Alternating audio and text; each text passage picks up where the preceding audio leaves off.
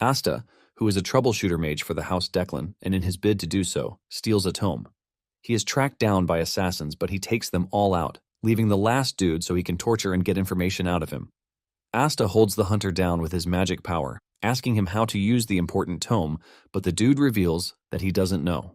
Asta starts to realize that Declan himself doesn't know the worth of the tome because if he did, he wouldn't bury it in some rusty basement. However, they still chased him down for it even though Declan himself doesn't seem to know how to use the tome. The hunter suggests that Asta hand over the tome so he can help him beg for mercy with the head of the house. Asta refuses the offer and lets the hunter know that he is going to end him. Suddenly, a portal opens behind him and he feels a terrifying and overwhelming aura emerge from the portal. The aura turns out to be coming from a cool-looking dude holding a cane. Apparently, he is Farron Declan, who is the head of the House Declan. Farron tells Asta that he would like the tome back, and after that, they can have a quick chat. Asta is overwhelmed by the power standing in front of him. He has been a troubleshooter for over 10 years, and half of those years he spent with the Declan house, but this is the first time he will be setting his eyes on the head of the house. House Declan is the top magical family of the Eastern continent, and there are rumors that the head of the house is the strongest mage in its history. Asta can sense how dangerous Farron is, but he decides to play it cool. Asta asks Farron if he is interested in taking someone else's loot, which is a shameless act. Farron laughs when he hears this, but Asta is nervous because he knows what it means for the head of the house himself to be present. Asta is forced to admit to himself that Farron has the most overwhelming aura he has ever seen. Farron lets Asta know that he can easily kill him and take the tome from him, but he wants them to have a chat. Farron tells Asta that he would like him to come back to work for House Declan. He promises him that he would forget all of his sins if he comes back and hands over the tome too. Farron admits that Asta has remarkable talent, and he doesn't want it to go to waste. Farron is impressed with the fact that Asta is from the gray zone, but he has managed to master really effective techniques. Farron sweet-talks his offer, telling Asta that he can really soar high if he allows House Declan to help him. After telling him everything he can gain from coming back to the house, Farron ends it with the most important one, which is returning the tome. Just then, Asta tells Farron that he has agreed to his terms, and Farron heaves a sigh of relief. However, Asta lets Farron know that he has a condition. Just then, Asta demands the most ruthless thing. He tells Farron to hand over the seat of the house to him and he might consider returning the tome. To show how ruthless he is, Asta finishes off the dude he has been holding hostage. This pisses Farron off, and he lets Asta know that he might die because of the path he has chosen. Asta knows that Farron is not wrong, but he still lunges ahead to attack Farron just because he wants to measure the difference in their strength. Farron easily blocks Asta's blue attack with his red shield. Farron then realizes that he needs to teach Asta a lesson for him to realize that they are not on the same level.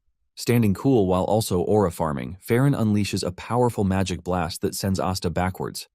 Asta almost gets burned by the attack, but he luckily escapes. It finally dawns on him what sort of power the head of the house holds.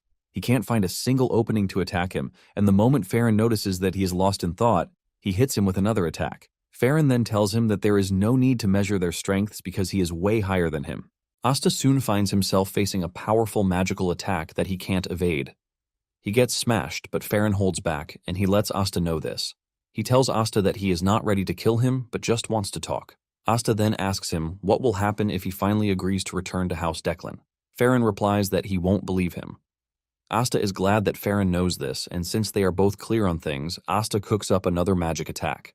Asta tells Farron that he is done being a messenger and dog to anyone. Asta puts his all into the magic attack and is burned bright like lightning. He leaps toward Farron and unleashes the attack while telling Farron that he is not ready to back into the kennel.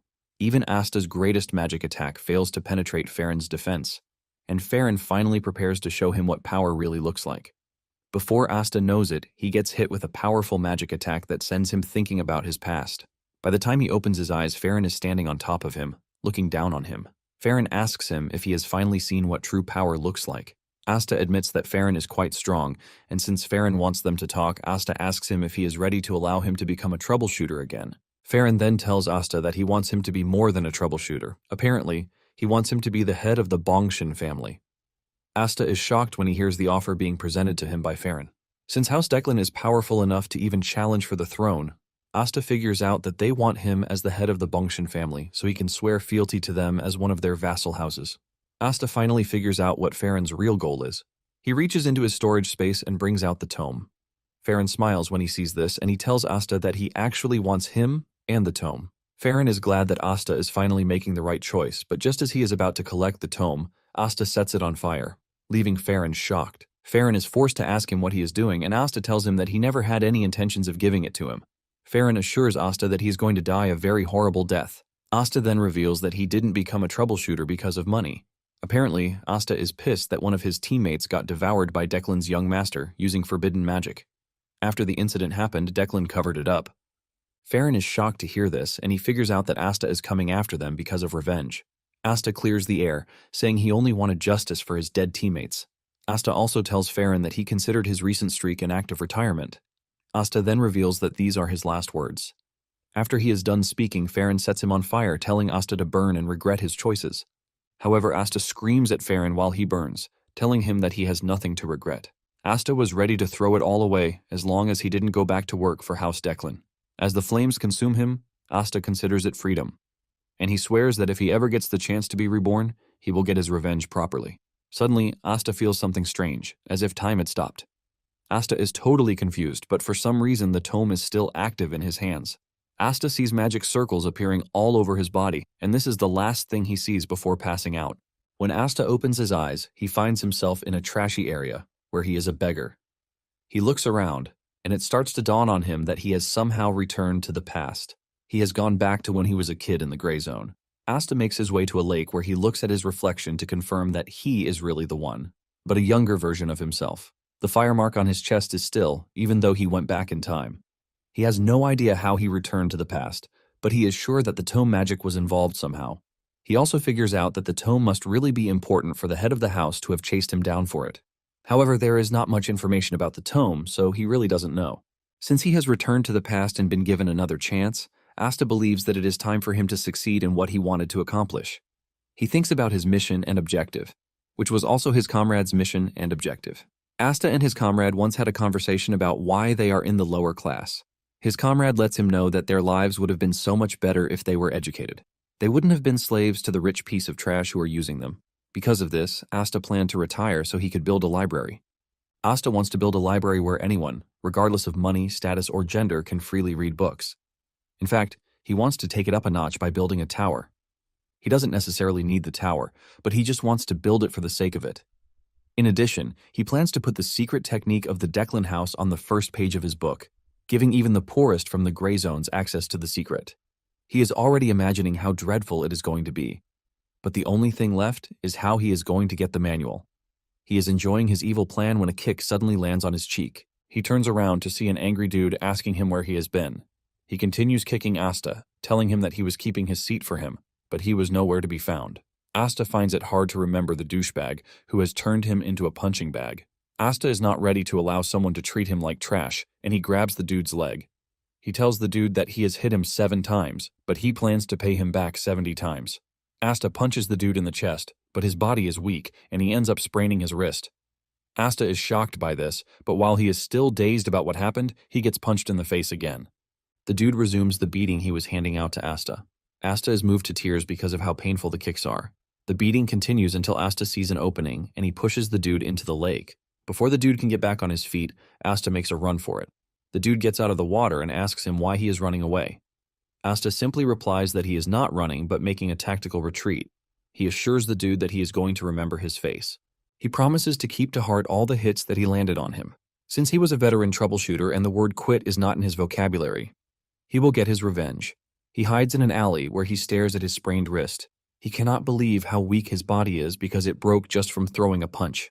Asta decides to let go of his dream in the meantime and focus on training his weak and trashy body. Suddenly, a kid with a red eye shows up asking Asta if he is hungry. Asta is shocked by this as he asks the boy if he knows him. The boy simply replies that he has no idea who he is. Asta can say that much since the kid looks like a noble's kid. He assumes that he must have fallen from grace during a power struggle. Asta classifies the dude as a walking pretty little bomb. The dude then introduces himself as Damien. Asta is surprised as to why a creepy kid is staring at him and telling him things. He is forced to ask him if he is mentally stable. Damien continues by saying he doesn't have a mom, and Asta completes it by saying he doesn't have a dad, since they are in a competition of who is the best orphan. Asta suggests that they go their separate ways because he clearly doesn't want to get himself involved with a ticking time bomb like Damien. Moments later, Damien remains standing, and Asta is already creeped out. He is forced to ask Damien if he is leaving or not. Shockingly, Damien tells him that he is going with him. Something in Asta's head tells him to smack the kid. Maybe this will help him return to his senses. However, he simply tells Damien to get away from him. Just then, Damien touches his head because of the injury on it. Damien assures him that he can heal him. With a creepy smile on his face, he casts a glowing magic circle that starts to emit healing particles. Asta initially thinks it is a magic touch, but he soon figures out that he is wrong. What he is looking at is not magic touch, but the light of healing. It is a secret technique of House Blandor. Apparently, House Blandor fell because of House Declan. Asta cannot believe that he has just gotten himself involved with something quite dangerous. Asta starts to wonder why a Blandor kid is inside the gray zone. He figures out that at the current time, the Blandor family should still be strong. While lost in his thoughts, Asta calls Damien by his name and he excitedly answers, revealing his other eye, which is green in color. Basically, he has two different eye colors. Seeing the kid's eyes, Asta remembers something very important that he had forgotten. The kid with odd eyes was the one who later grew up as the monster of Blandor. He was the mad butcher who won't even die when you try to kill him. After Damien is done healing Asta, he crouches to the ground to count ants like a regular kid, leaving Asta totally confused. Before the regression, when he was still a troubleshooter, he and his comrades got orders from the Declan family to head to the Blandor family. Apparently, the Blandor family needed help because there was a monster at their estate. When Asta and his comrades were heading there, they believed the monster would be an ogre or something close to that. However, they arrived at the estate to find a gruesome scene. It was Damien tearing people apart like it was nothing. Damien was casting healing magic endlessly, laughing as he fought like a madman. This was where he got the name, the Monster of Blandor, the Butcher, who will not die even when you try to kill him. Asta decides to forget about what he remembered and focus on the present. He wonders why a direct descendant of the Blandor family is right in front of him. He is basically the only heir to the house, which makes it weird that he is in the gray zone. Just then, Damien brings up a weird suggestion. He tells Asta that they should eat. Damien says his mother told him that he needs to eat to stay healthy, and he attributes Asta's weakness to the fact that he is not eating. Asta has no choice but to admit that the kid is actually right about what he said. Asta then asks him if he has any money with him. Damien says yes, and he brings out a pouch full of gold coins. Asta's face lights up in excitement when he sees this, and he immediately declares that he and Damien are friends. Damien is shocked by the sudden friendship, but Asta manages to play his way around the kid. He then tells him that friends usually share what they have. Damien falls for his tricks and agrees with him.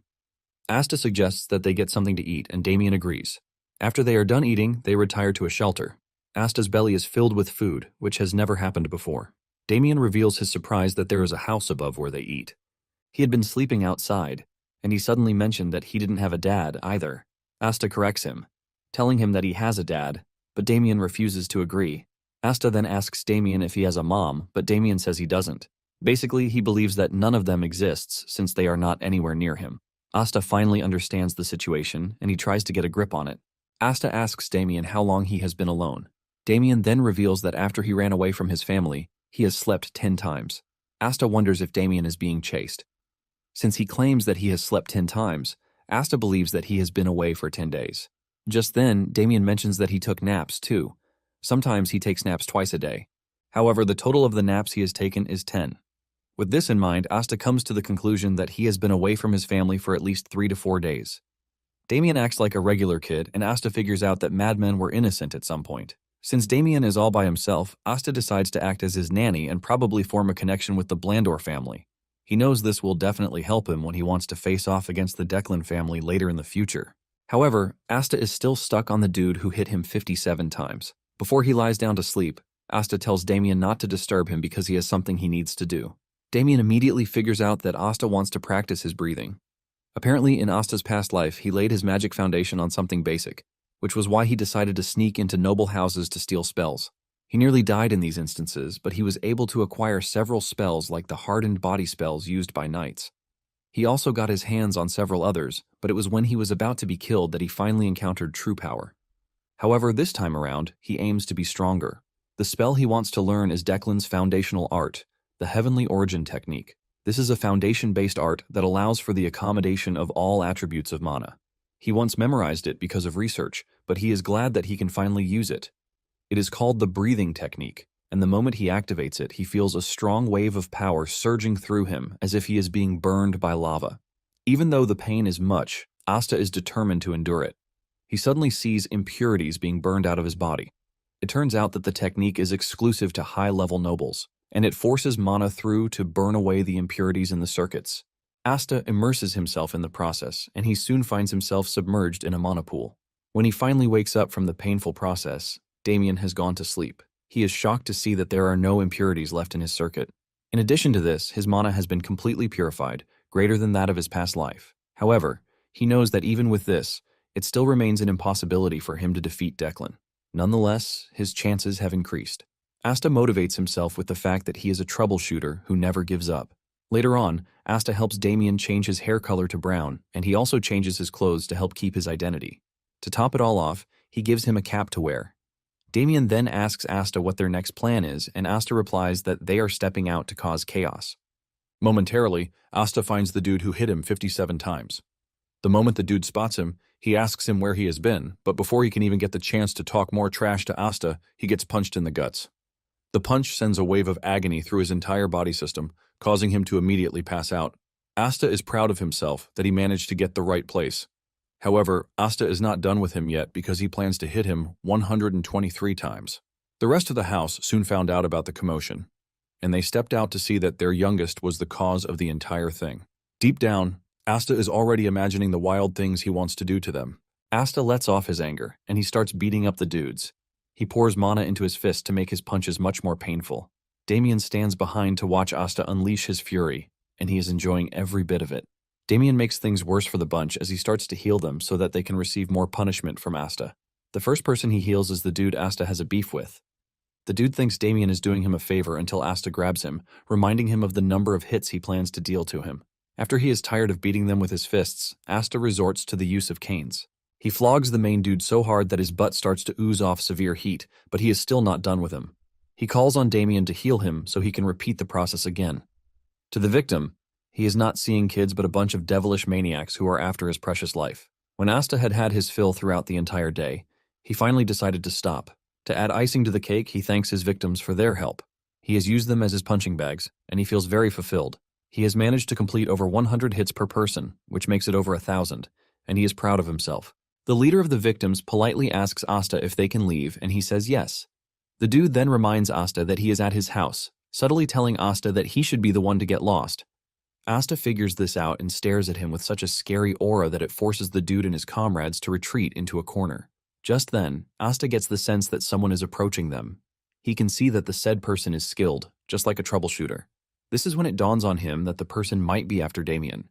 Asta is surprised that they were able to find him, even though he was being careful. Asta realizes that he is in a bad position, but he is not about to sit around and wait to be attacked. Since he was a troubleshooter in his past life, he was forced to face difficult situations, and this is one of them. He gathers all the mana he can and compresses it multiple times. With this, he creates a mana bullet, and he aims it directly at the person charging toward them.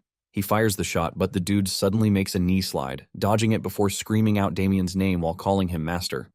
The dude slides over to Damien, and it turns out that Damien knows who he is. Apparently, he is a butler to the family, and his name is Alfredo.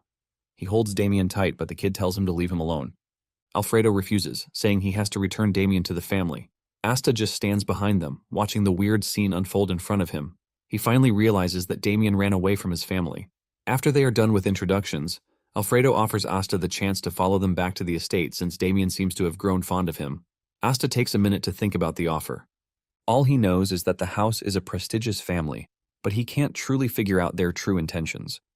Nonetheless, he had intentions of forming a connection before, and since the family's territory is on the way to the city, he finds it very convenient. The Xenion Academy is also close to the area, and since the Academy's library is top-notch, Asta plans to check it out in preparation to build his own library.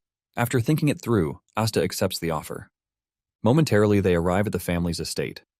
Asta steps out of the carriage with the realization that it is his first official visit to the estate.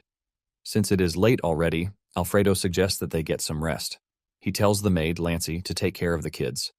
Lancy stares at Damien with very cold eyes, and Damien already figures out that he is done for.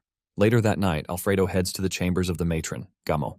Alfredo tells the woman that Damien was in the gray zone and that he just brought him back. Gamo is an impulsive woman, and she unleashes an attack spell out of rage before learning that her son is perfectly fine.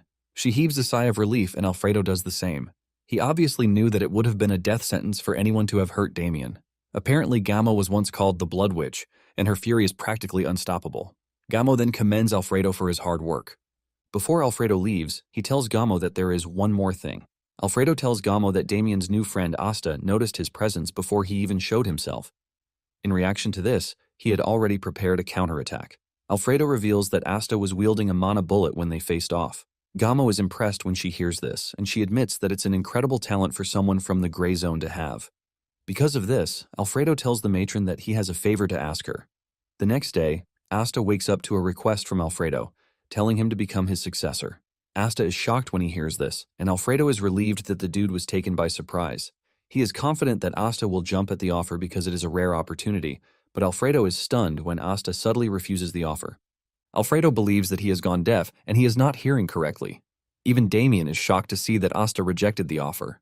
Asta admits that the offer is a big one, but he lets Alfredo know that he prefers the way things are.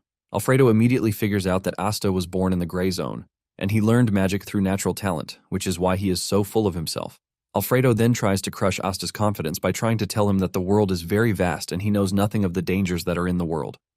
Alfredo compares Asta to a goblin in a large canyon, but Asta corrects him, saying he feels more like a wyvern. Alfredo is shocked to hear this, and he decides to show Asta what he means. Alfredo then takes Asta to the butler training house, where the trainees are having their session. Alfredo is proud to show Asta such a grand spectacle. He tells Asta that the kids are all his age, and they have been recognized as the talent of House Blandor. Asta stares at the kids and admits that they have undergone precise training that doesn't make them seem like kids. However, he is still not impressed with what he is seeing. Asta tells Alfredo that he can feel their aura, and Alfredo is glad to hear this. He then asks him again if he is ready to accept his proposal because he will get to shine like the kids in front of him. However, Asta refuses the offer again, telling Alfredo that he hates the light. Just then, one of the kids, Winster, raises his hand. Winster tells Alfredo that he has a suggestion. Winster believes that Asta is talentless, which is why he rejected Alfredo's offer. In addition to this, he believes that Asta can't truly grasp how great they are, and he wants to show him. He is basically asking for a duel against Asta, and Alfredo can feel the cockiness in Winster, but he allows it. He asks Asta if he is up for the duel.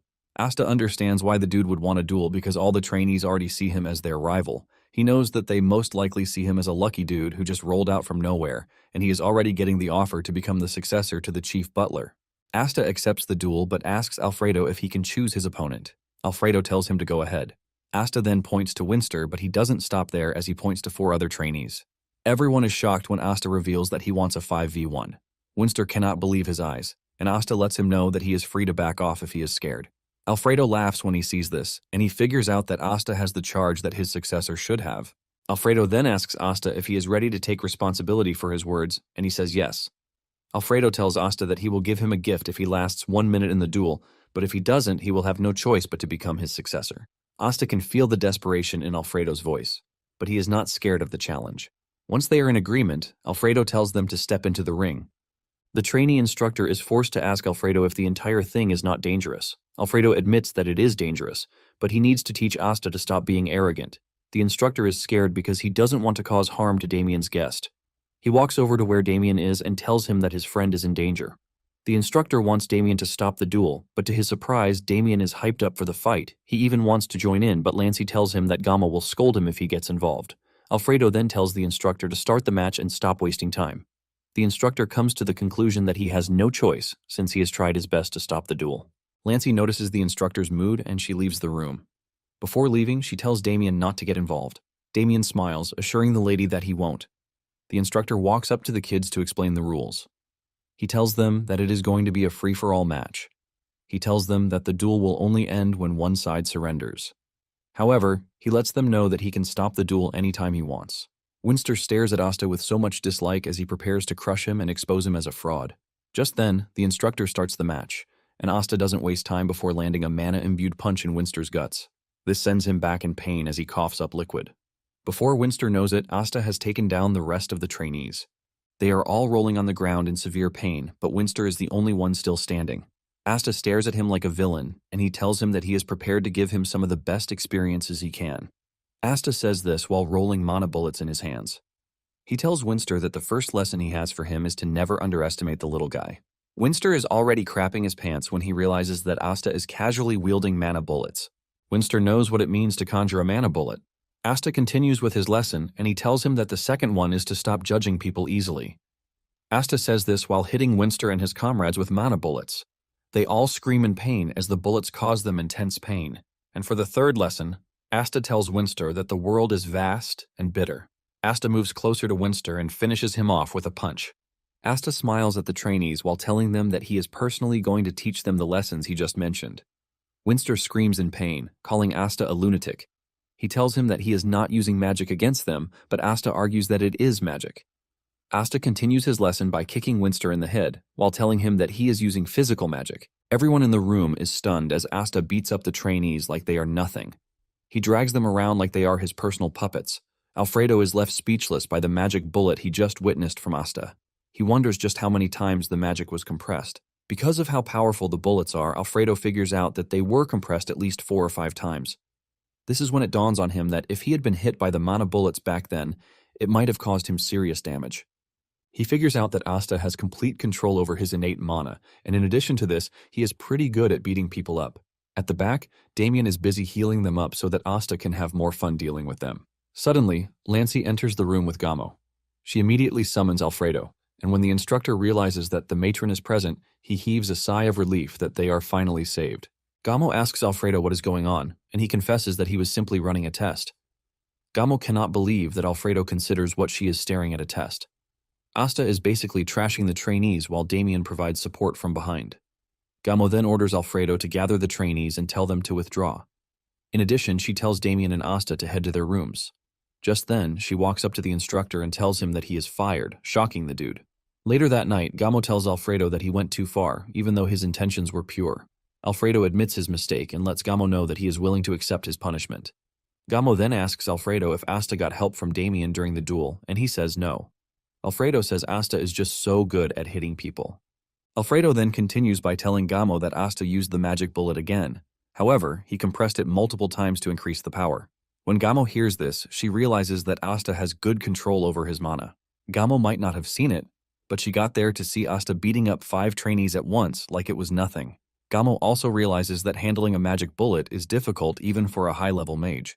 Gamo then asks Alfredo about the successor proposal, but he lets the matron know that Asta rejected it without thinking twice. Gamo realizes that she needs to make a reevaluation of the kid. She tells Alfredo to bring Asta to her. Momentarily, Asta meets with Gamo, but Damien is also in the room munching on cookies like a regular spoiled brat. Before Gamo starts saying anything, she puts a box on the table for Asta. Asta is surprised to see this, and Gamo reminds him that Alfredo promised him a gift. Asta is even more surprised that the gift is being prepared by Gamo. She tells him to open the box, and when he does, he is shocked to see that it contains a high-grade item. Asta is surprised because even in the Blandor family, only recruits to the top 5 mage divisions receive it. Without a doubt, Asta suspects that there is something more attached to the gift. As if Gamo can read his mind, she tells him that he is free to take the gift without worry. Gamo mentions that Asta helped her son in the gray zone, and it also serves as an apology for what happened earlier in the day. Asta is not ready to fall into any trap, and he asks Gamo if he will be mandated to join Blandor if he consumes the item, but she says no. He then asks if the item contains poison, but her answer remains the same. Asta is shocked to learn that there are no conditions attached to consuming the item. Asta then thanks the lady for the gift. After this, Gamo then mentions that she has a proposal. The moment Asta hears this, he realizes that he was right. Gamo reveals her plan to arrange admission for Asta at the academy so he can attend with Damien. Asta is confused about this, and Gamo mentions that Damien was supposed to go to the academy the year before, but he refused, which is why it was postponed to the current year. However, Gamo wasn't expecting her son to run away the way he did. She can already see that Damien likes Asta, which is why she is asking him. Asta realizes that Gamo is trying her best to make sure that Damien stays at the academy because if she forces him, he will just run away again. In addition, Asta sees it as a rare opportunity for him. Since the academy will provide him with lots of connections, he doesn't think it's a bad idea. He knows it's a good idea, but at the same time, he feels like having a leash on him. He then decides to tell the lady that he will think about it. Gamo is fine with his decision, and she lets him know that she will be waiting for a reply. She then asks Asta why he rejected the offer to become Alfredo's successor. Asta senses that Alfredo is eavesdropping and decides to hurt his ego. He simply tells the lady that his knees are precious to him, basically saying he doesn't like bowing to people. This straight up hit the butler, who is hiding and hearing the conversation at the door. When Asta returns to his room, he consumes the item, and he is impressed by the changes it is making to his body. His mana has increased a whole lot just from a 10% absorption. His physique is also changing to that of a flameborn. Asta is more impressed with the fact that absorbing the item doesn't cause any impurity in his body. And about the academy, he has already thought about it, and he has an answer already.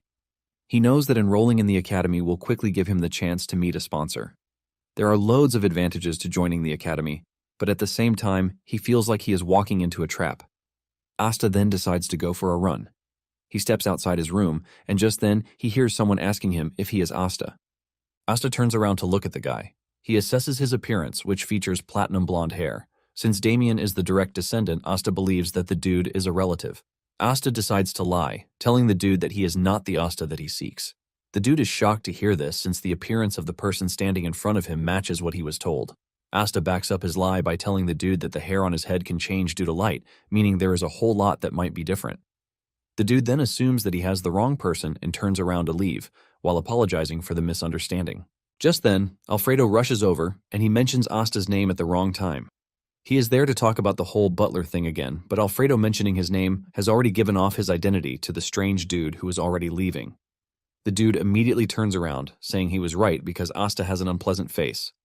Asta no longer has a way to cover up for the lie, and he admits that he is the Asta he was looking for. This pisses the dude off, but when he realizes that Alfredo is there, he decides to back off. However, he tells Asta to come to the mage hall later in the day so he can beat him up and teach him some manners. After the dude is gone, Alfredo asks Asta if something is wrong, but he says no.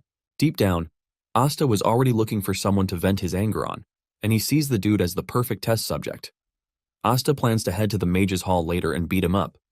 Asta then asks Alfredo if it is possible for him to see Gamo at that moment. Asta is then taken to Gamo's office. Gamo is shocked that Asta requested a meeting so early in the morning.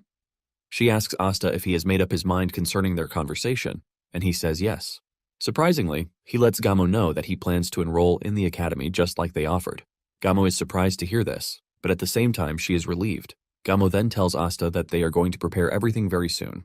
With this, Asta leaves the room and Alfredo enters. He asks Gamo about Asta and she assures him that he has accepted the offer. Alfredo is glad to hear this as he celebrates the win. Apparently they plan to cover Asta's fee for the first semester, but the next semester Asta will have difficulties paying his tuition. He believes that Asta will get more anxious because he would like to learn more. Alfredo plans to come into the equation and lend a helping hand. Gamo is forced to call Alfredo to order, telling him that he is too loud. Alfredo apologizes and heads to the kitchen since it's almost time for breakfast. After he is gone, Gamo understands why Alfredo is happy. He knows he has finally gotten a chance to make Asta his successor, but at the same time, Gamo thinks it's a sloppy plan. However, Alfredo seems to be very confident in the plan because the former head butler used the same trick on him. Asta then decides to head to the mage hall, where the jerk from earlier told him to come. Asta opens the door to see a mage with his face covered under the hood, asking him why he has come. Since Asta doesn't know the name of the brat from before, he starts to stutter. Suddenly, the mage becomes all lively, telling Asta that he has been waiting for him to come. He asks Asta to follow him, and he takes him to another room. He urges him to enter, but mind his head. Asta enters the room, and he is hit with several notes flying around. It dawns on him why the mage was telling him to mind his head. He soon comes across a dude who introduces himself as Wenji von Blondor. He asks Asta if he has come to see his little brother, but Asta is genuinely confused by the question. He wonders if the brat from earlier is his brother. Apparently there is one thing that Asta knows about mages from his past life. There is a common characteristic among the mages. They initially get hit with disheveled hair, and they eventually pull it out, which stops the hair from growing. Basically, Asta has divided it into 3 stages. The first stage is for the mages to deny that their hair is coming off and wear their robes over it. The second stage is to just give up and reveal their bald head. And then the third stage is where they just accept reality and go totally bald by shaving their heads. However, the fourth stage is where they conduct research on how to make the impossible become possible. They will always try to make magic to make their hair grow, but no one has ever succeeded with this. However, all of these characteristics don't seem to be happening to Wenji, who is comfortably standing in front of him. Before anything, Wenji apologizes for the behavior of his younger brother. Asta then asks Wenji if he is working at an academy.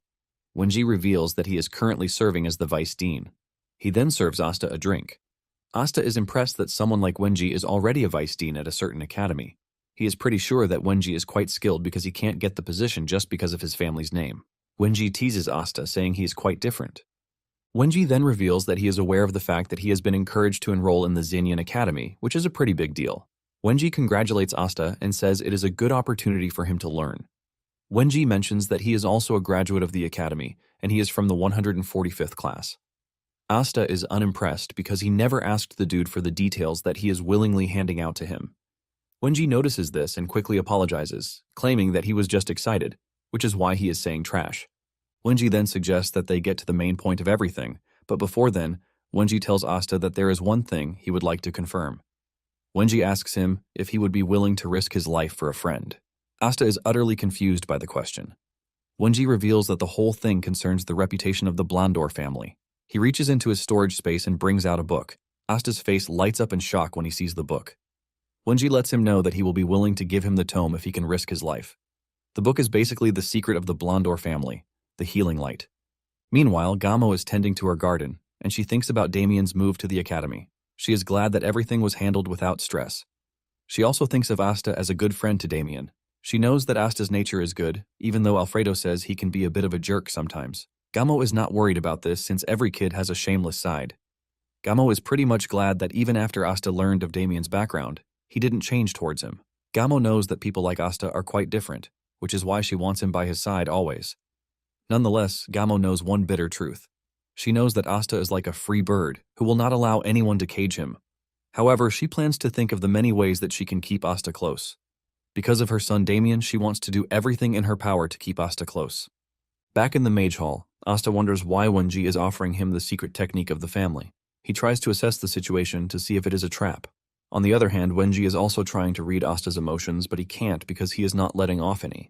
He compares him to someone who is under a mask, who can't know his true identity. Wenji then tells Asta to think his answer through before giving it, and not to be blinded by the reward in front of him. Asta then tells Wenji that he will give him his answer. Asta basically tells Wenji that if his request is something he can do, he will do it, and if not, he doesn't have to.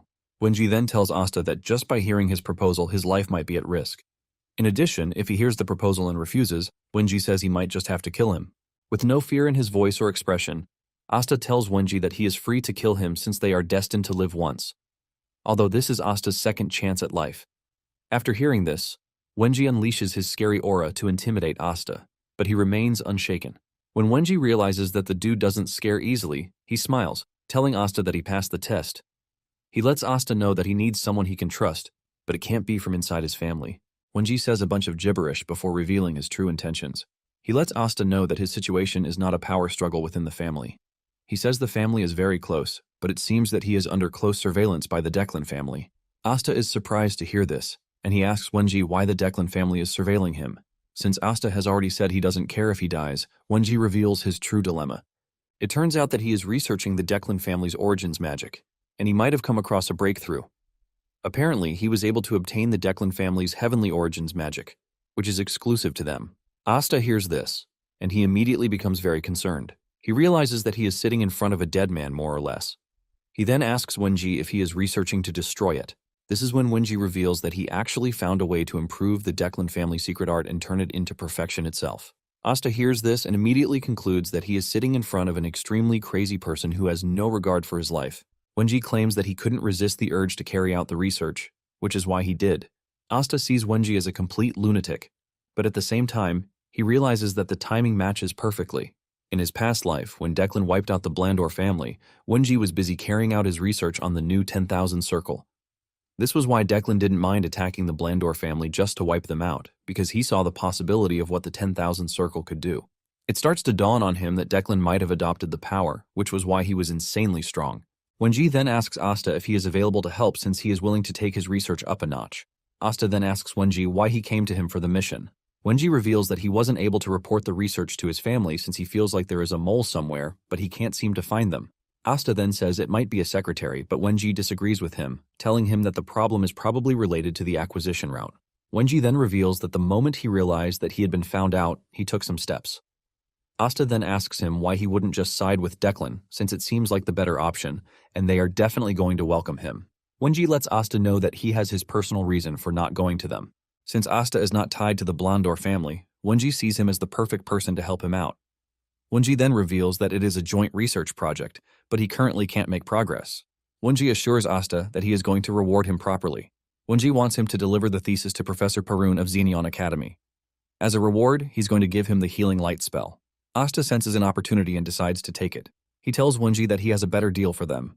Asta says he would like to take the healing light spell as compensation and also the 1,000 circle once Wenji has completed it. Asta is riding on the double or nothing boat. When Wenji hears this, he admits that Asta is truly a shameless jerk. Since the mission is critical, Wenji has no choice but to say yes. He assures Asta that he will give him the spell once he completes it. However, Wenji lets Asta know that he has one condition too. He would like Asta to help him out before he completes the entire thing, and Asta assures him that he has no problem doing that. While collecting the thesis from Wenji, Asta teases him that he doesn't know how to read, but he switches it up, letting Wenji know that he is only messing with him. Asta then asks Wenji if Professor Perun is someone he can trust. Wenji reveals that he and Perun were schoolmates from the academy, and they have always been rivals. They always try to best each other in everything, but the rivalry ended when Wenji returned to the family. Asta cannot believe that he is going to meet another lunatic like Wenji in the academy. When Asta gets to his room, he receives a bunch of books from Wenji. He also adds a letter to it. In the letter, he lets Asta know the order in which he will study the books to properly help him cultivate his knowledge. Without wasting time, Asta starts to organize the books, and he admits that Wenji is a genius. Asta then starts to write down his list of book sponsors, and on top of the list is Wenji. Asta plans to put the Healing Light book in the tower when he finally builds. This will give everyone the chance to read it, but he knows that he has to discuss this with Damien later on. He plans to use the friend's privilege to get Damien to do it. Asta is already proud of what he wants to build as he aims to get people to learn magic. He considers his meeting with Wenji a very crucial one.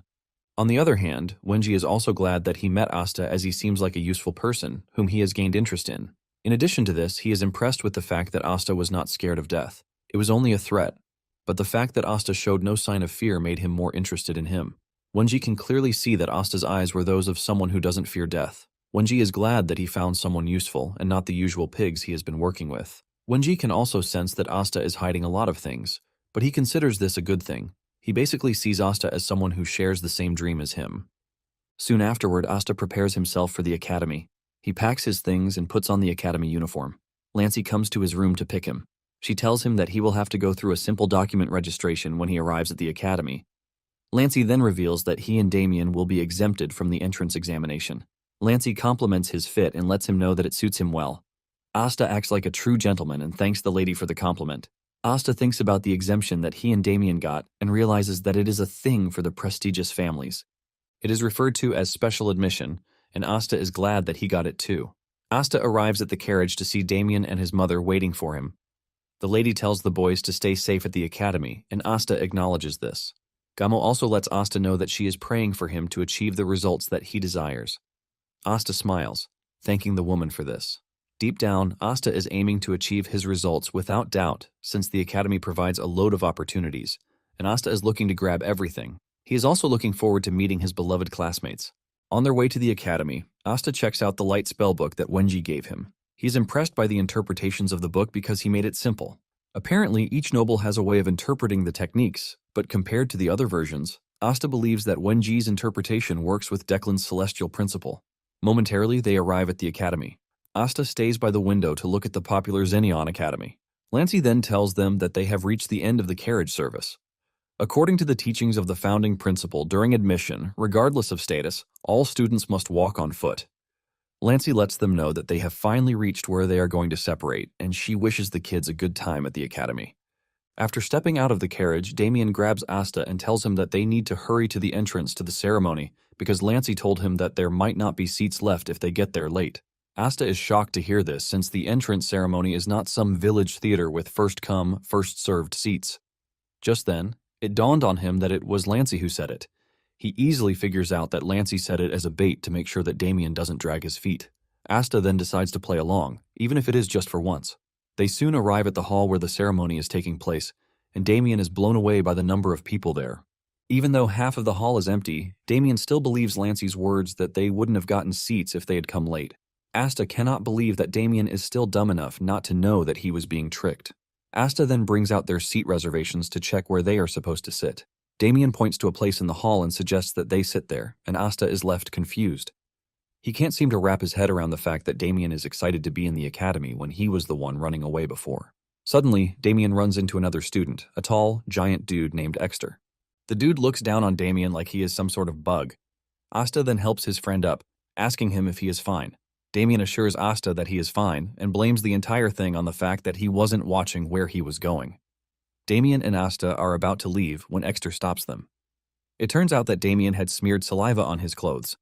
Asta is still trying to figure out the entire thing when Damien rushes over to the dude to help him clean the saliva while adding more saliva to it. This makes Exter even angrier, and he throws a punch at Damien's face. However, Asta manages to block the punch before it can reach Damien. Asta tells the dude to stop with his tantrum before he makes a mistake. Exter angrily asks Asta who he is, and Damien replies that Asta is his friend. Asta agrees with this, and it finally dawns on Exter why Asta helped Damien out. However, Exter tells Asta that he is about to regret his decision. Asta already knows where the entire thing is going, but he doesn't mind. He figures out that Exter is willing to settle the fight with his fists, not words. This soon catches the attention of the other students in the hall. Apparently, Exter is the direct descendant of the Dolampi family. The students who are watching are already making bets on who will win the fight. Most of them believe that Exter will come out victorious in the fight. On the other hand, another student wants them to stop the trio from fighting each other before things get really worse. He believes that they can't fight properly with the entire room crowded, but another student immediately creates a barrier around the trio so that they can fight to their heart's content. Most of the students start cheering for Exter, telling him that they are rooting for him to win. Meanwhile, there is a creepy student in the distance who is not involved in the fight, but he is smiling as if he knows what is about to happen. Once they are in the barrier, Exter introduces himself and demands that Asta do the same. Asta simply replies that he was not born of nobility like Exter. He wants Exter to think of him as a random guy who is just passing through. Exter then tells Asta that he will allow him to take the first strike since he is a mage. Asta laughs when he hears this, and he teases Exter. This is enough to force Exter to come charging at him like a maniac. Asta then reminds the dude that he is about to fight two people. Asta dodges the guy's punch before delivering a painful hit to his face to send him backward. Exter cannot believe that he just got punched by an academy student because of the weight that came with the punch. He starts to wonder if Asta is truly a magician. Suddenly, Exter realizes that Damien has cast a healing spell on him. He wonders why Damien is doing this, but doesn't know that he is about to suffer the most brutal thing in his entire life. He is lost in his thoughts when Asta reaches him and sends another punch to his gut. Before Exter knows it, several blows are landing on his body. He finally figures out what the two are doing. One of them beats him up while the other heals him. He is forced to admit that he has found himself going up against some crazy dudes. Exter suddenly realizes that he might actually be scared. However, the other students who are watching start to cheer him up. They tell him not to hold back since he is the hope of warriors. With the motivations coming in, Exter finally pulls himself together. He unleashes his fury as he calls Asta a mere magician. He angrily swings his arm, but Asta dodges the first swing. Asta commends him for trying, but Exter angrily screams at Asta not to underestimate him. Without holding back, Exter swings his right arm, catching Asta. Asta is thrown backwards while the students scream in joy because Exter is finally in the fight. However, Exter doesn't seem proud of himself. He knows that he landed the hit on Asta, but the impact feels very light. Asta manages to rotate his body acrobatically to land on his feet. Exter is stunned to see this, but he puts aside his shock and rushes toward Asta again. Asta turns around to see that Damien is still casting healing magic on Exter. With this, he knows it is going to be hard to finish him off, so he has to take him out with just a single hit. To do this, Asta taps into a technique that he and his comrades developed in his past life. From the collision of magical particles, Asta can extract energy. The technique uses magic, but it doesn't fall under the magic or even martial arts category. It is a purely technical application of magical properties. Once Asta is done cooking his move, he allows Exter to get very close to him before hitting him with it. This leaves a massive shockwave that almost blinds the spectators and even destroys the barrier. Everyone is left questioning what they just witnessed from Asta. Suddenly, Exter crashes to the ground and passes out. This leaves everyone in shock as they cannot believe that the mighty Exter just fell to one single punch. Asta raises his hand like a proper warrior just so he can aura farm, and the rest of the students start to cheer him on. They start to wonder if Asta is truly a magician because of the way he handled the fight. Damien is also excited that they won the fight, and Asta pats him on the head. The dude from earlier, who is watching from a distance, smiles as he stares at Asta. Just then, one of the teachers arrives on the scene to try and calm the situation. He cannot believe that the students are already fighting on their very first day at the school. He starts asking who the perpetrators are, but the students enjoyed the fight and no one is ready to snitch. On the other hand, Asta is already planning their escape from the vicinity. But Damien ruins everything with his psychopathic behavior. He screams to get the teacher's attention and tell him that he and Asta were the ones who caused trouble. Asta closes his eyes in disappointment and frustration as the teacher walks up to them. Meanwhile, the giant Exter is out cold on the floor. The two boys are then called to the teacher's office where they are scolded for fighting. However, the teacher lets it slide since Damien confessed to the fight without stress. In addition, Exter didn't suffer too much injury after examining him. After this, the two head back to the hall and are lucky that the ceremony hasn't started yet. As they walk through the hall, everyone stares at them because of their latest stunt. They can't believe that Asta was able to defeat a martial artist, even though he looks frail. While Asta is maintaining his aura, Damien is waving at the students, like he was a proper celebrity. Asta cannot believe that he has managed to draw unwanted attention to himself, and he just wishes Damien would stop waving his hands like a damn moron. After searching through the hall, they finally locate their seats. Not long after this, the headmaster, a short white-haired old man, climbs the stage to address the students. Minutes later, the headmaster is still addressing them without any sign of weakness coming from him, and this leaves Asta impressed. Damien, on the other hand, is sleeping and even drooling all over the place. Asta is forced to pull the guy up before he floods everywhere with his saliva. The headmaster is just getting into his speech when someone comes over to tell him that something important has come up and his attention is needed. He wants to ignore this, but when he hears what it is about, he has no choice but to end his speech and hand over the podium to someone else. Just then, a bright-haired lady steps up to the podium to speak, and her scream sends shivers down everyone's spine. Even Damien, who was deep asleep, woke up from the woman's thunderous voice. The lady introduces herself as Jaira, and she lets them know that she will be the one to continue from where the headmaster stopped. Jaira suggests that they begin with the freshman oath, and the first person she calls forward is the representative of the magic division, Dalia de Denai. Some students are shocked when they hear this name because they didn't expect the Denai family to take the entrance exam. Some believe that her skills are not good enough, which is why she is forced to do so, while some defend her, saying there is no way her skills are lacking because her family would not have allowed her to take the exam. Asta, on the other hand, knows who Dahlia really is. Apparently, the Denai family is the second most renowned house after the Declan family. Dahlia grew up to become the future representative mage of the ever second-ranked Denai. Asta admits that she was quite capable because he got some help from her. However, they really don't get along well, which is why many call them bad friends. Asta smiles after hearing this and expresses his happiness that Dahlia joined the class that very year. Once Dahlia climbs the stage, Jaira calls on the martial arts division representative, Paul. With no other name announced, Asta believes that the dude is not from a noble house. In addition to this, Asta doesn't think the extra dude comes from a prestigious family either. Once the two are done taking their oath, they start returning to their seats. Jaira then reveals that she will be introducing the professors who will be teaching the class. She urges the professors to come forward one by one. As Dahlia walks down the stairs, she looks directly at where Asta is sitting, shocking him because the girl looks like she is making eye contact with him. Suddenly, Dahlia misses her step, causing her to fall off the stairs, ultimately embarrassing herself. Just then, Professor Perun of the Basic Principles of Magology shows up on stage. Asta realizes that he is quite different from Wenji, but he decides to wait a bit longer before he makes his conclusion. After the ceremony, Jaira tells the students to follow their attendants to their assigned dormitory.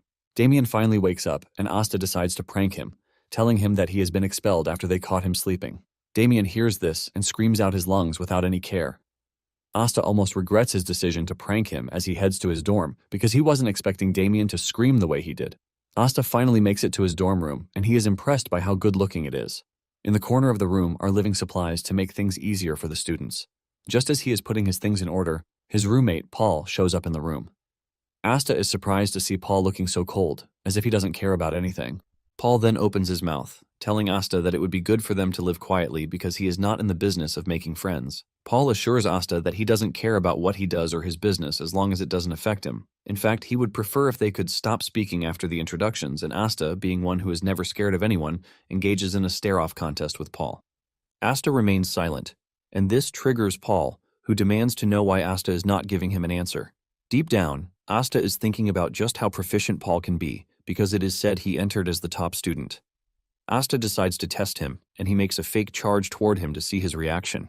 Paul reaches for his sword immediately, and Asta notices that his stance is pretty good. In addition, his sword placement also shows that he knows what he is doing. Just then, Asta hears Damien's voice calling him from outside. Asta smiles like he didn't just do anything, and he tells Paul that he is free to do whatever he wants. Since they are both minding each other's business, Asta teases Paul, saying he might start singing past midnight. After riling Paul up and leaving him confused, Asta steps out of the room. Asta meets with Damien, who excitedly asks him who his roommate is. Asta replies that he doesn't know, shocking Damien. Damien decides not to push this further and suggests that they tour the academy, since there is a lot for them to see. Damien wants them to check out everything on the very first day. Apparently, the academy is vast, which is why the students are advised to get used to the layout so that they don't get lost during their stay in the academy. Even though it sounds stressful, Asta is up for it since there is something on his mind too. Asta wants to know just how many troubleshooters are in the academy. With this, the two start parading the academy. They soon find a lake, and Damien expresses his disbelief just as always. Asta figures out that Lancey was stuck with Damien because he was always acting like a freaking baby. Tired of hearing him complain, Asta tells Damien to tell his family to make him a lake, since their estate lacks one. Asta explains that all it takes is digging the ground and pouring in water. Damien is intrigued by the idea, and he excitedly reveals that he would tell his family to make the lake even bigger than the one he is currently staring at. Thinking of what name to give the lake, he comes up with blood, sweat, and tears. They soon find a cool-looking statue, and Asta tells Damien to inform his family to make one for him too. Asta continues filling his head with several ideas, and he even suggests that they make it in the form of a dragon because the scales will be gorgeous. Back home, Lancey is getting some really weird vibes, leaving her to wonder what might be wrong. After walking for quite some time, Asta suggests that they head back to the dorms, and Damien agrees. While they were sightseeing, Asta counted 7 troubleshooters. He decides to factor in the troubleshooters that he hasn't identified to make everything 10 in total. With his calculations, he figures out that Perun's laboratory is in the second magic hall. He quickly puts 2 and 2 together to figure out that the troubleshooters are after Perun. Since Declan already figured out that Wenji has allies, they would have started suspecting Perun, since he is in the area. Asta was wondering why they were not following Perun, but realized that they had made their move just on time. Asta decides to take matters into his hands to know to what extent the troubleshooters know. Asta puts himself in the perfect position to hear 2 troubleshooters speaking. Troubleshooter 1 tells 2 that the headquarters has issued an emergency directive, and they are to gather at the target's nest. Troubleshooter 2 asks if their target is the main or the sub, and 1 tells him that they are going after the sub. They plan to deliver their objective to the sub-target by midnight. Troubleshooter 2 figures out that since Wenji has made his move, Perun is their target. However, the troubleshooter is worried about the school professors, saying they are not a match for them. Troubleshooter then explains that Declan himself won't be coming, but before he starts shitting himself, he lets 2 know that the fire demon, Callahan, will be joining them. This shocks 2 because Callahan is the vice leader of Declan's mage corps, the Red Jewel. This basically means that their operation is covered, and this tells them that Declan is ready to do anything for the mission. At the same time, it means the troubleshooters are at risk because they would sacrifice just to make sure that the mission succeeds. Even though the 2 are worried, they have no choice but to do their job. The 2 move away from their position to join the rest of the team, just to make sure that they have the numbers in case they need. Unknown to them, Asta heard everything they talked about, and he is surprised that Callahan of all people is also coming on the mission. Asta remembers that Callahan is not a small fry that should be taken lightly because back when he was still a troubleshooter, Callahan was already in his prime. After the Declan family staked their survival on a battle against the Blandor family, Callahan remained loyal to the crumbling house, which shows his level of devotion. Though he is currently dangerous, he entered his prime after the war with the Blandor family. He basically carved his name into history as a war mage, using his deadly fire that is pretty unstoppable. Since Callahan will be coming, Asta figures out that it is important that he captures him. He remembers that Callahan's magic is one of Declan's flame arts. Even though the risks are pretty high, Asta believes that the reward outweighs the risk. Asta is pleased with how things are going his way. However, something important remains. And this is the fact that the thesis that they are all looking for is with him, not Perun. Since the troubleshooters are still going after Perun, he starts to wonder if the thesis he has is fake. This also tells him that the thesis being delivered that very day is nothing but fake. Later on, in the dorm, Paul dresses up, and it turns out that he is one of the troubleshooters. He thinks Asta is sleeping, but unknown to him, the Asta he is looking at is nothing but a dummy. Perun is in his study when he senses the presence of the troubleshooters because they encroached on his territory. He wonders why the troubleshooters are so bold to enter the academy. Just then, it dawns on him that the troubleshooter approaching him is a mercenary, and surprisingly, it is Paul. He is able to easily recognize him through his aura, and he gives him a piece of advice, telling him to refine his ether's traits next time. That is, if there will be a next time for him. Paul then passes an envelope to him, and Perun finally figures out that it was Wenji. He wonders what sort of trick Wenji is playing, the different types of tricks that he is currently employing. Suddenly, the door explodes, and Callahan strolls into the office, leaving fear on Paul's face while Perun remains calm. Callahan can see that Paul is terrified of him, and this simply means that he is aware of what he can do. Callahan then turns to Parun, asking him if he has heard of him too, but Parun coldly says no. Parun finally gets off his chair, telling Callahan to get to the point. This pisses Callahan off, but before he loses his cool, he admits that this is the first time he has been treated badly. Callahan decides to lay out his terms, and the first thing he says is that he wants Paul dead. He then turns to Parun, saying he would basically leave him with one arm and one eye. Callahan shoots a fireball at Parun, but he blocks with a counter ice power. This leaves a huge wave of explosion that rocks the building. Parun then turns to Paul, telling him that he is responsible for his own life because he is basically seeing him as a mercenary, not a student at the moment. Paul has no issue doing this, and he whips out his sword to defend himself. Parun figures out that the Declan troubleshooters must have cast a blackout spell, which is why no alarm is going off, which means Parun is basically stuck with Paul. Callahan spots the envelope on the table, making it known that it is exactly what he came for, since it was sent to Parun by the Trash Blandor family. Since Parun will not be handing over the envelope, Callahan decides to let it all out. He unleashes a powerful flame spell that leaves the ground shaking, but Parun keeps his calm to make sure his ice powers are active to counter whatever Callahan throws at him. Just then, the other troubleshooters start to move in, and Parun finally decides to get serious by unleashing a devastating strike that almost crumbles the building. Meanwhile, Asta is watching from afar, and he realizes that things are getting pretty serious. Excited to see some action after a while, Asta puts on his mask, saying he is not Asta at the moment, but Troubleshooter 1. Asta clenches his fist to pray to the moon and asks it to grant him the strength to be a good troubleshooter that day, even though he has not been the most righteous. After his prayer, he leaps toward the battlefield where the affected building is already caving in. Callahan, on the other hand, is having a blast inside the building.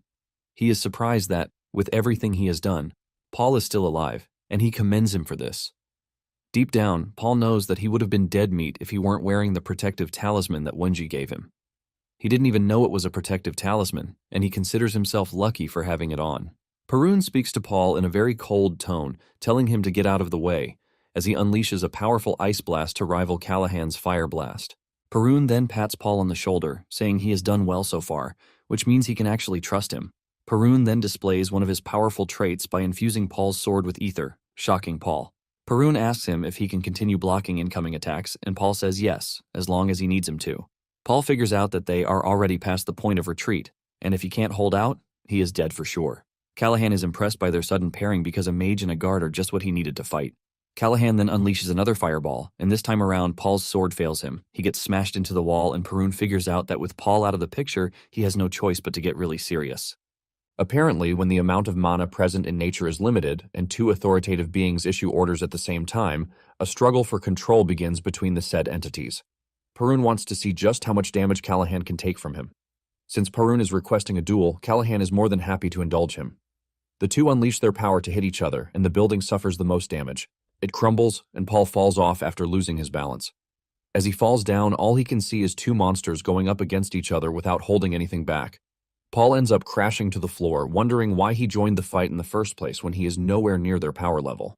Meanwhile, the troubleshooters from afar are totally blown away by the level of destruction that the two are creating. Without thinking twice, they figure out that they are going to be crushed if they try to interfere. Just when they think they are safe, Asta shows up from behind, taking them out, further causing a state of panic among them. After taking out whatever troubleshooters might get in his way, Asta heads to the fight scene. His arrival catches the attention of the two, leaving them questioning just which side he is on. With blinding speed, Asta reaches Callahan and grabs him by the neck, telling him that he has reached where he is going to die. Scared, Callahan frantically unleashes a fire blast, but this in turn makes him suffer a mana backlash. Callahan coughs up blood, and to his surprise, Asta is unhurt. In fact, he is already dashing toward him. At the same time, the troubleshooters are moving in.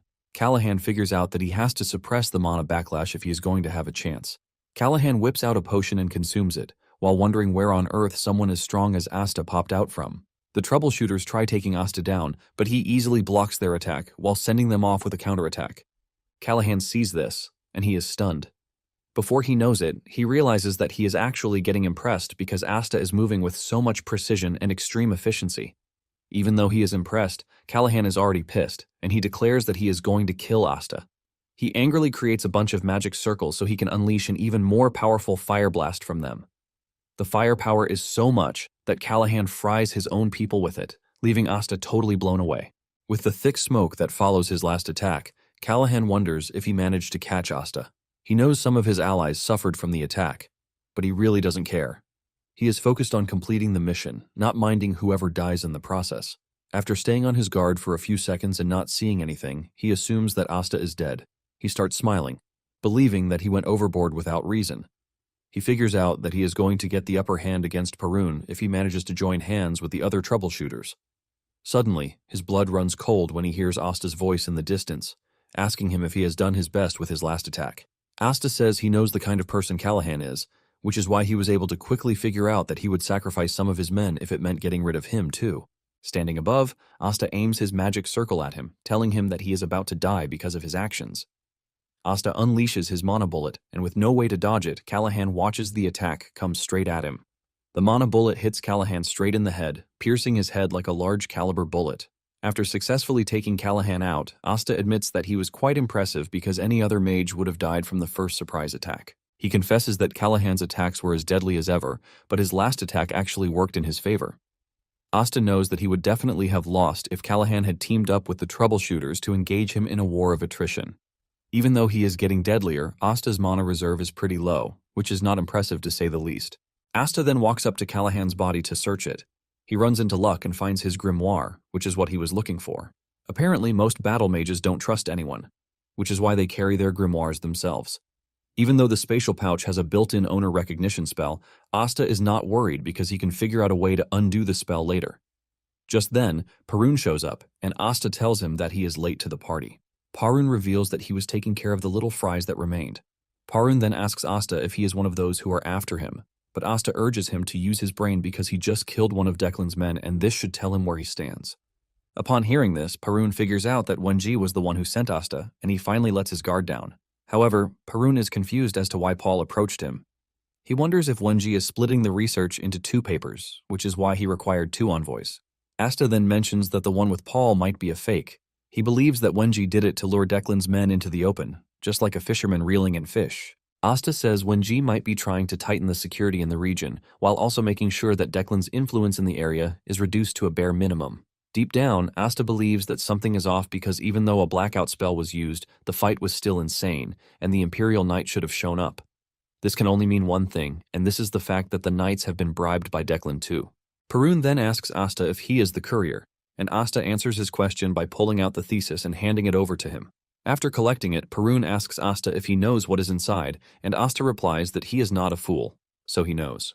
Parun stands cautiously, and Asta assures him that he doesn't mind fighting him, but he should think twice about his decision because his decision will determine if he lives or dies. Parun agrees that Asta makes a good point, and then he asks Asta if there is anything he wants in return. Asta is confused by this, and Parun explains that Wenji only trusts people who are like him. Since he is similar to Wenji, Parun believes that he has to earn his trust by giving him something in return. Asta thinks for a minute before telling Parun what he wants, and he says he wants a book. This sounds confusing to Parun, and Asta explains his plan to build a grand tower. Asta continues by saying he is going to place books that everyone can read inside the tower. He then tells Parun that he would like a book that is written from his perspective on arcane science.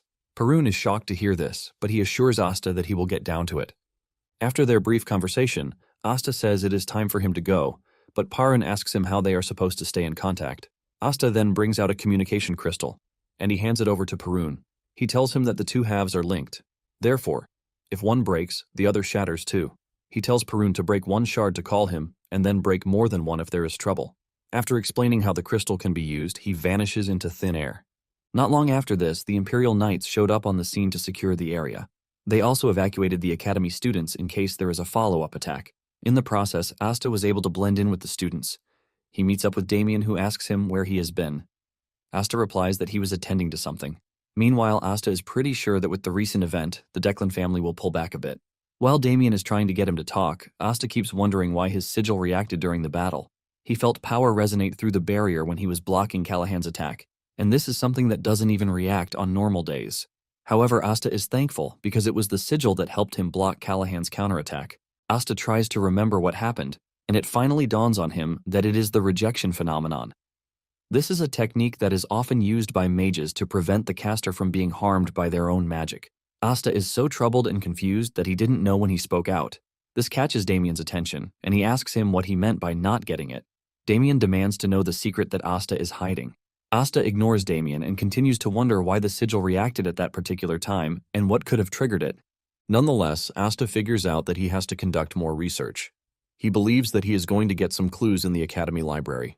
Asta is minding his own business when a student suddenly calls his name from behind, introducing himself as Chenbi. Asta doesn't take the dude seriously until he mentions that Asta is a pretty good fighter. Asta is immediately caught in between killing Chenbi, given that he already knows his identity, or just letting him be. Before Asta can conclude on his decision, Chenbi mentions something that saves his life. He says the fight Asta had with the combat division during the entrance ceremony left an impression on him. Asta finally realizes that he only gained respect from the students, and here he was thinking he had left a bad mark. Asta tries to be modest, telling Chenbi that the dude he fought was lacking in ether, but things would be different if they fought again. Chenbi scratches his head nervously, but he continues following the two, saying he would like to stay with Asta. Chenbi smiles, saying he has not gotten close to anyone yet, and it is weird for him to join other groups. Even though Asta is not entirely comfortable with this, he tells Chenbi to do whatever he wants. Chenbi is glad to hear this because he was expecting Asta to push him away. Chenbi wastes no time triggering a series of conversations with Asta, giving Asta some sense of sanity because he has been dealing with lunatics since he returned in time. Basically, he had even forgotten what it feels like to be normal. To seal off normal life, Asta believes that he has to fully settle into the academy. On their first day of lecture, Damien is already complaining of how sleepy he is. Momentarily, Chenbi shows up too. Chenbi cannot believe that they are required to attend class after all the chaos that happened the day before. And Asta agrees with him, saying it is harsh. With what Asta has put together, he can see that Chenbi is not from a wealthy family, but he doesn't appear to be someone who is timid. In fact, he appears to be the cheerful type. Just then, Chenbi mentions that their M3 homeroom teacher is Professor Jaira. Asta is confused as he hasn't heard the name before, and Chenbi explains to him that Jaira is a big shot. Apparently, she once single-handedly slaughtered a horde of trolls. Just then, Jaira enters the room, and Asta immediately remembers her from the entrance ceremony. Jaira stands in front of the class and she reintroduces herself. She tells them that the chaos that happened at the school the day before has nothing to do with them, and they are all free to continue learning. Jaira tells the students that before anything else, they are going to be undergoing a mana assessment test. This test evaluates both the quantity and quality of their mana. Jaira then asks them which they think is the most important. One of the students, a girl named Argan, raises her hand to answer the question. She says there is no definite answer to the question because if one already possesses a certain level of mana, she believes that mana matters more. Jaira then demands to know her reason for the answer she went with. She gives an instance, saying that when facing a mage of equal power, the one with superior mana quality would naturally get the advantage. When Asta hears this, he figures out that the girl is basically talking about the textbook answer. With the experience that Asta has, he knows the quality of mana affects the accuracy, stability, and power of spells. Basically, having a ton of mana is useless if the mage can't hit their target. Jaira appears to be totally disappointed in the answer she got, and it is written all over her face. She then demands to know Argan's family, and she answers that she is from the Baron Pelham's household. Jaira looks absolutely disgusted, saying she already thought the same thing. This leaves Argan shattered with tears in her eyes. Jaira then throws the question to the class again, but no one is ready to suffer the same fate as Argan. Suddenly she points to a student, Ipel, startling him. He nervously stands up, and since he doesn't know the answer, he just goes with mana quantity being the most important. Ipel says there is a chance that in large-scale battles, total mana would have a bigger impact. Asta agrees with him to some extent, saying there are instances where quantity can outweigh quality. Basically, the two are vital, but it depends on the variable on which they are operating. Just as Argan, Jaira is disappointed in the answer that she got, and she gives Ipel the same treatment that Argan got. Jaira is not ready to give up until he gets a suitable answer, and she continues calling on the students one after the other. The class is already mumbling about how annoying she is because she is stressing them out on the first day of school. On the other hand, Asta is already thinking of what answer would pass Jaira's question. Just then, Jaira mentions that she has already heard everything that needed to be said, and she admits that they were all close to the answer. In fact, there was no correct answer from the start, and she wasn't looking for a correct answer. Jaira then asks them if the answer they gave her was truly from their hearts or if they were just trying to say what she likes to hear. Jaira reminds them that a mage is not allowed to lose their conviction, no matter when or where. In addition, they must not be swayed by temptation, and they must have the strength to uphold their will to the end. She then asks them that with the answer that they gave her, if they can call their mindset that of a true mage. Jaira tells them the most important thing, saying they have to become true mages. With this message passed across, Jaira urges them to keep the message close to their hearts. In the end, Asta realizes that he was right, and he concludes that the lady has a really weird way of teaching. Once it is time for the mana measurement test, the first person she calls is Argan. Jaira shocks her when she says she is going to be the class representative. Jaira admits that her earlier answer was impressive, and since she is the rep, she will be the one to record the measurement. Asta is shocked to see this, and he figures out how Jaira teaches her students. Staying true to himself, Asta was totally impressed. The students are surprised to see the equipment, which is said to be really hard to come by. Jaira knows that most of them haven't seen one before, and she smiles evilly, saying it is time to know their mana levels. The entire purpose of the test is to find out if there is a monster among them. Jaira explains that it is pretty simple to use the device. To show the entire class how it works, she tells Argan to place her hand on the crystal orb and channel her mana into it. Argan walks up to the ball and does as told, and the device lights up really brightly. This blows her mind, and Jaira points to the main indicator out of all the indicators that are present there. She says the quality of mana ranges from 1 to 10, and Argan's level is 4, which makes her an impressive young lady. Apparently, last year's freshman averaged 3 on the indicator. Argan blushes hard when she hears this, and she thanks Jaira for the compliment. After this, Jaira says the next thing to measure is the amount of mana, and she is required to just pour her mana into the device. For her mana quantity, she stops at 17. Surprisingly, Jaira says this is also an impressive score because the last freshman stopped at 15. Jaira commends her, saying she appears to be a hardworking lady with the crazy score that she has seen. This immediately sets the standard for the rest of the students, who start to pray that they get something good too. Asta, on the other hand, can already see that Argan will grow to become decent. Jaira soon takes her leave because she has something she needs to attend to, but she tells her assistant professor to continue with the measurement. The students start stepping out one by one to check out their potential. With the measurement, they all know where they are lacking and where they need to improve. Just then, Chenbi walks up to Asta, urging him to stand up so that they can measure their mana level. Asta agrees to this, but Damien is busy sleeping like a sheep again. Suddenly, a student named Furion steps up to measure her mana level, and her score blows everyone's mind. Furion reaches level 6 for quality, while her quantity reaches 20. Asta is surprised that Furion is from the same house as Dahlia, but they have different hair colors, which means that she is from a branch family. The assistant also understands why her scores are impressive because she is from a prestigious family. However, he lets her know that there is still a bit of work to do. Moments later, Damien finally wakes up from his sleep, totally confused about what is happening. Asta initially tells him to go back to sleep, but he changes his mind and tells him that they are undergoing the mana measurement. Damien seems uninterested and asks why they are conducting the experiment in the first place. Asta says he has no idea, but since it takes nothing away from them, they might as well check. Because it is during the class session, Damien gets excited and shouts that he will try measuring his mana too. Asta cannot believe that Damien is seriously rushing in, and people are already talking about how young Damien looks. Asta has also gained popularity since he beat up Exter. Among the group, Chenbi is the only unknown dude. Asta is not pleased that he has been tagged a student beater when Damien was even the one excited about the whole thing. Damien reaches the stage and the teacher urges him on, telling him to try out the device. After confirming what he needs to do, Damien touches the ball, and the moment the indicator takes the reading, the entire class is left in shock. No one believes what is happening right in front of them, and even Furion almost breaks her neck while staring at the board. Damien is basically in the category of those who are called monsters. He has a mana quality of level 9, while his mana quantity is 67. Out of everyone in the room, Asta is the only one who is not surprised one bit. Asta understands that everyone freezes in the presence of greatness. Asta is aware that Damien is a genius, but he never expected him to entirely trash the high scores. Damien, as usual, doesn't even know the implications of what he just did, and he starts asking if his score is considered high. Asta finally realizes how Damien became a monster. However, he's pretty sure that Damien would have been a better person who could have changed the world if he had followed the good path. This time around, he is there to nurture him and make sure that he takes the right path.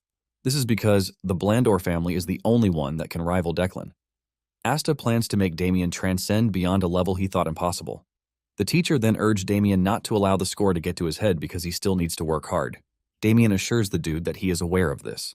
Damien rushes over to Asta, asking him if he has measured his, but he says no. Damien urges him to measure his, and Asta knows that the students will be waiting already to compare him to Damien. Since he has no choice, he walks up to the ball, and he decides to keep things low-key to make sure there is no attention to himself. Asta touches the ball after adjusting the mana the way he wants, but he soon realizes that the ball is set so low, which means his small mana has done something crazy.